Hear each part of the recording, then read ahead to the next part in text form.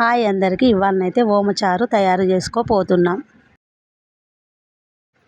కొంచెం మిరియాలు, కొంచెం సొంటి వేసుకొని దంచుకోవాలి.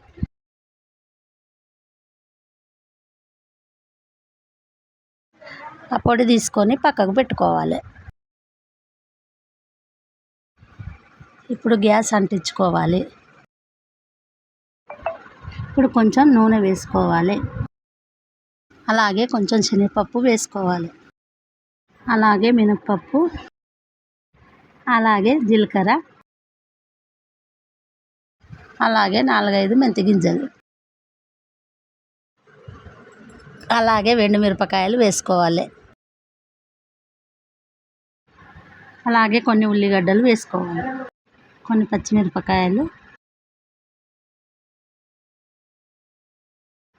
కొంచెం ఇంగువ వేసుకోవాలి. చిటికెడు పసుపు వేసుకోవాలి. అలాగే కొంచెం కరివేపాకు వేసుకోవాలి. అలాగే కొన్ని టమాటాలు వేసుకోవాలి. కొద్దిగా టమాటాలు వల్లే వరకు మూత పెట్టి తీసుకోవాలి. ఇప్పుడు మనం ఓమాకు వేసుకోవాలి.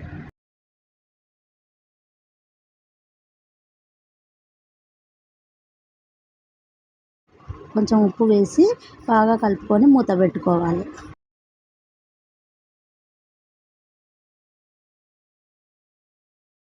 మూత తీసి కలుపుకోవాలి. కొంచెం చింతపండు చారు పోసుకోవాలి. కొంచెం వాటర్ పోసుకోవాలి.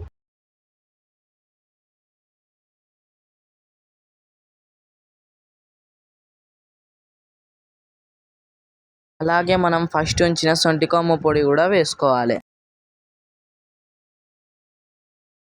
కొద్దిగా చారు పొడి వేసుకోవాలి. మా దుర్గా కుకింగ్ బ్లాగ్ కనుక మీకు నచ్చుతున్నట్టయితే మాకు సపోర్ట్ చేయండి. మీరు ఎంత సపోర్ట్ చేస్తే అన్ని వెరైటీలు మీకు తెచ్చి పెడుతుంది. కొద్దిగా బెల్లం వేసుకోవాలి.